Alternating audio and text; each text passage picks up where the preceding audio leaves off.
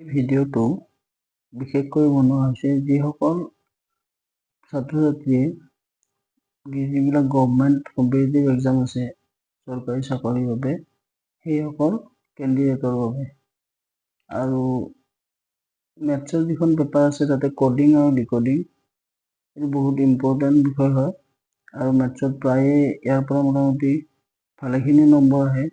গতিকে অতি সহজকৈ যাতে সকলোৱে বুজিব পাৰে তাৰ বাবে ধুনীয়াকৈ বুজাই দিয়া হৈছে আৰু ভিডিঅ'টো চালে মই ভাবোঁ যথেষ্ট উপকৃত হ'ব। কডিং আৰু ডিকডিঙৰ বাবে প্ৰথমতে জানিবলগীয়া বিষয়টো হৈছে আমি ABCDখন লিখিব লাগিব।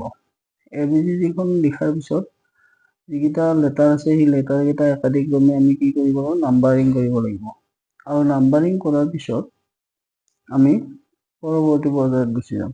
এৰ কাৰণে 1 আহিছে, বিৰ কাৰণে 2 আহিছে, চিৰ কাৰণে 3 আহিছে, তেনেদৰে জেডৰ কাৰণে 26 আমি তেনেকৈ লিখি ল'লোঁ। তাৰপিছত এটা এক্সাম্পল দিছোঁ, যদি 5 = 12, 18, 44, 10 হয়, 3 = 40, 16, 36, 10, 10 হয়, তেন্তে 7 = কিমান হ'ব? তেনেকুৱা ধৰণে আহিব পাৰে।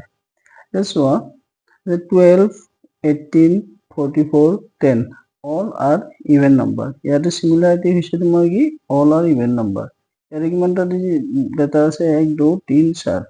ইয়াতো আমাৰ কি আছে 4টাই আছে 12, 18, 44, 10। আমি যদি দুটা এটালৈ জোৰ কৰোঁ আমি 4টা নাম্বাৰ পাওঁ। আৰু নাম্বাৰকেইটা বৈশিষ্ট্যটো কি আছে all are even number। Even number মানে যুগ্ম সংখ্যা পাইছোঁ। ইয়াতো 3ত আমি কি পাইছোঁ 5 জোৰ, যিহেতু ইয়াত লেটাৰ আছে 5টা, ইয়াত 5 জোৰ 40, 16, 36, 10, 10 এনেকৈ 5 জোৰ পাইছোঁ আৰু গোটেইকেইটাই কি পাইছোঁ ইভেন নম্বৰ। এতিয়া চোৱা 7ত আমাৰ কি হ'ব, ঠিক তেনেকৈ ইয়াতে 5টোৰ কাৰণে আমি কি পাইছিলোঁ, ইয়াতে চোৱা 5টোৰ কাৰণে এফৰ কাৰণে আমাৰ কি পাইছোঁ 6ক ডাবল কৰি দিয়াৰ লগে লগে কি হৈছে 12 হৈছে।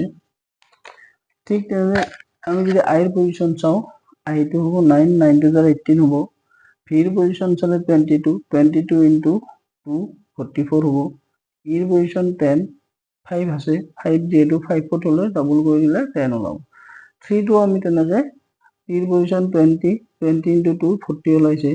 8 × 2 16 ওলাইছে। আৰত 18, 18ক 2 কৰিলে 36। তাৰপিছত ইৰ 5, 5 × 10 আৰু ইৰ 5, 5 × 10, 2 × 5 = 10 এনেকৈ ওলাইছে।